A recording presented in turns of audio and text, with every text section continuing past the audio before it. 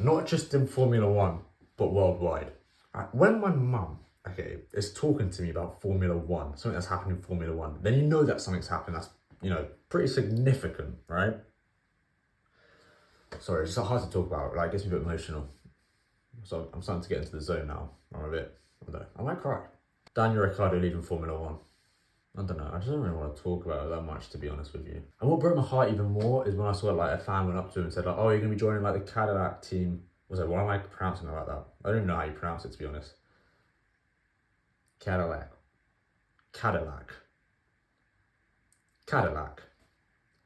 Yeah. And when they asked him like, oh, was you thinking of joining the Cadillac? God. Was you thinking of joining the new entry into Formula One? And he was like, no, that's not for me anymore.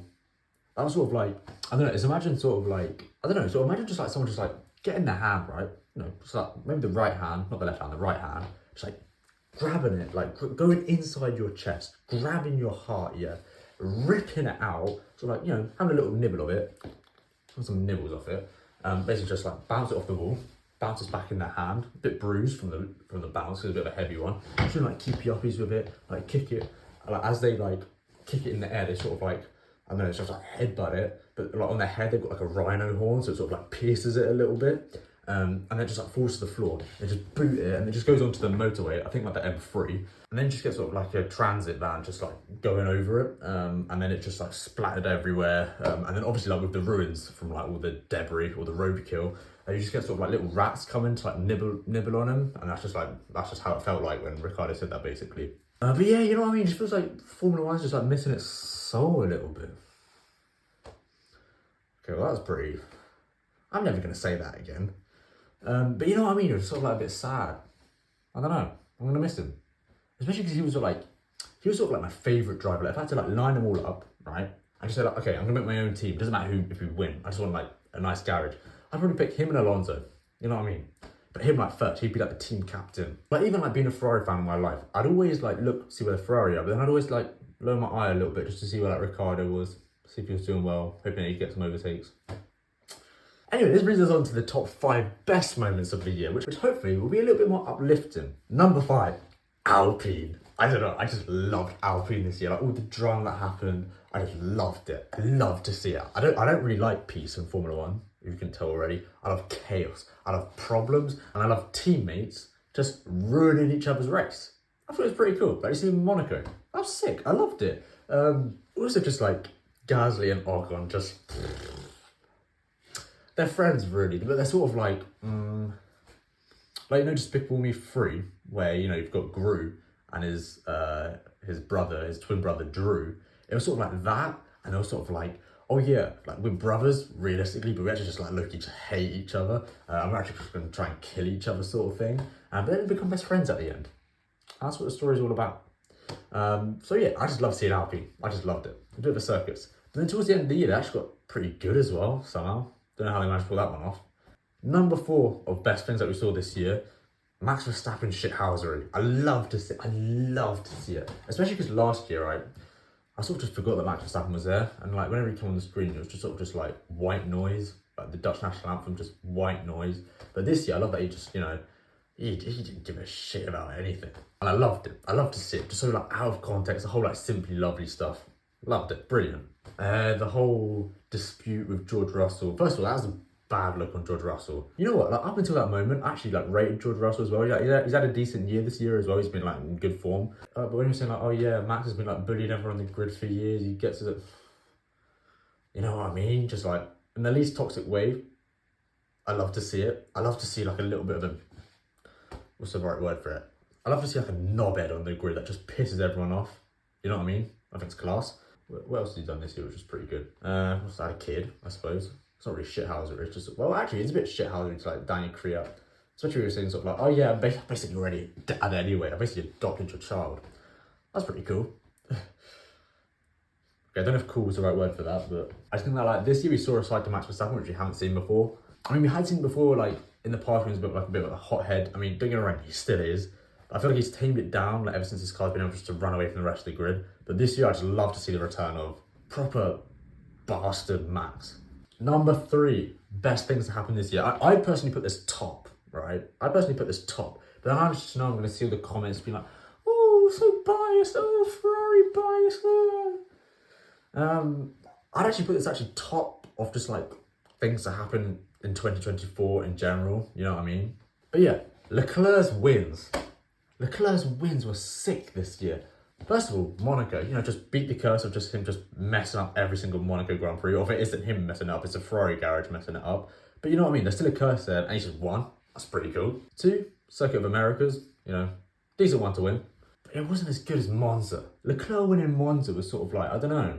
When you sort of like see something like very stereotypical happening in nature, sort of like, I don't know, like a woodpecker pecking wood, or I don't know, a dog chewing a bone, or like, I don't know, them like red mushrooms with like the white dots on it.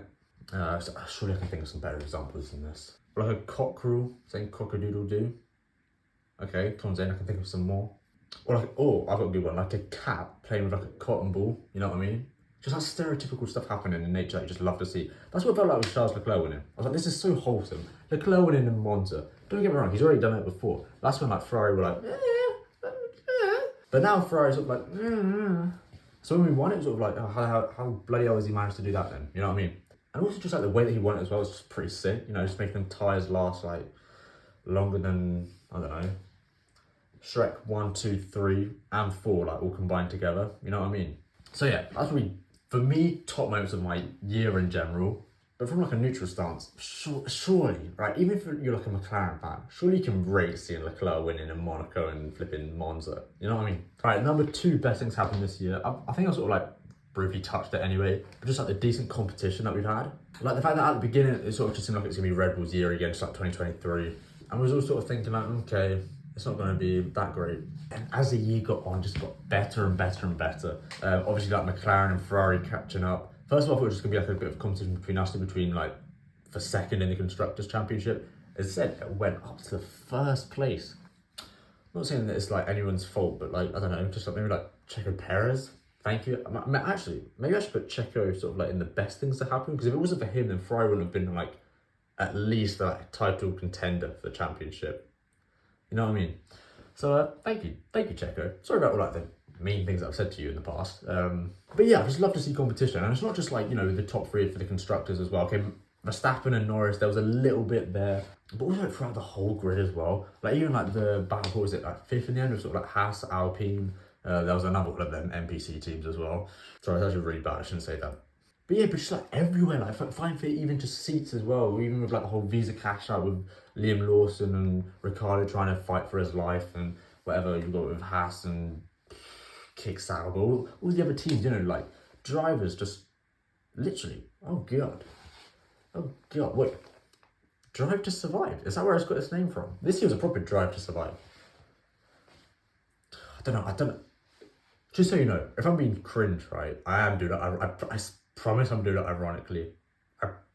I promise I'm doing it ironically though. You know what I mean? I'm not trying to take the piss. I am trying to take the piss. That's what my message is.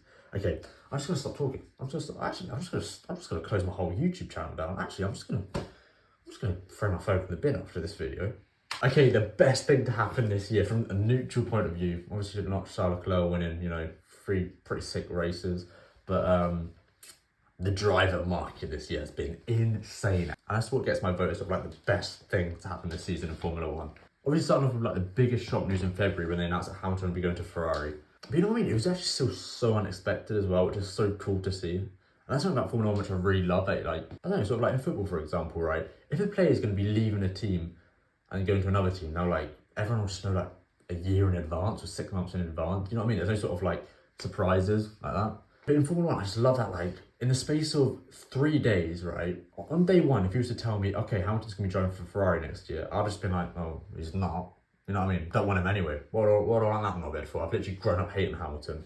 And then by the 3rd day, I was literally shouting outside my window that Hamilton's going to be coming to Ferrari. And I was just like so gassed for it. I was calling that day Hamilton Day. But yeah, it's just pretty sick though, isn't it? There's just been like so many shuffles around the grid as well, which we didn't really see in 2023, which was a bit boring. Also like, during the season as well, which is pretty cool. Like, obviously, like Ricciardo going out, that wasn't cool, but it happened. Logan Sargent, Conor Pinto coming in. Conor Pinto's sick as well, you know what I mean? Also been pretty cool that we've been able to see, I know it's not really like market stuff, but the reserve drivers stepping in. It's always cool to see, especially with like Bearman at the beginning of the year. But yeah, but I think that makes it so cool because it makes us able to look into 2025 and sort of like be excited about it. Like there's a bit of like uncertainty with like Hamilton. There's also like a sneeze about to come on its way. And then basically also sort of exciting like Haas as well. You've got Ollie Bearman coming in. I'm most excited, okay? I don't know. Okay, no, obviously everyone's more excited for Hamilton, but also Kimi Antonelli to Mercedes as well. That's pretty sick. Like, bro, he's literally like, he could literally be my son. He could literally be my son. Okay, he couldn't actually be my son, but he could be like my younger brother, you know what I mean? Which actually, that's not actually very cool. That actually makes me feel like a bit like a, sort of like a bit of a disappointment, sort of like a waste of life, if you know what I mean. Like, how's he done that then? How's he managed to do that then? I'm literally here. I don't know, makes me a little bit sad actually. I bet he's never had a Tesco meal deal in his life, and I've had like 2 a week. Anyway, but yeah, but so all over the grid, like, I don't know, you've got Hulkenberg moving to Sauber, you've got flipping Ocon to Haas, Jack Doohan, another new driver coming in for Alpine. They're even talking about Liam Lawson coming to Red Bull now. That would be pretty cool. That would be pretty cool. So yeah, I'm there for it. I love it. I love it. So yeah, that concludes my top 5 and worst 5 moments in the Formula 1 season this year in 2024. Hopefully next year in 2025, like all the new drivers coming in, all sort of like the, you know, the competition that's sort of like flared up in the past 6 months. Hopefully we can see that continue to get even better. What I would want, right, is for like, not to have sort of like the beginning of the season just being dominated by a certain driver like we had this year. I want it to be like from the beginning to the end, not knowing who's gonna win. But yeah, so I hope you liked the video. If you didn't, you can actually like just go and like, you can actually go and suck your mum.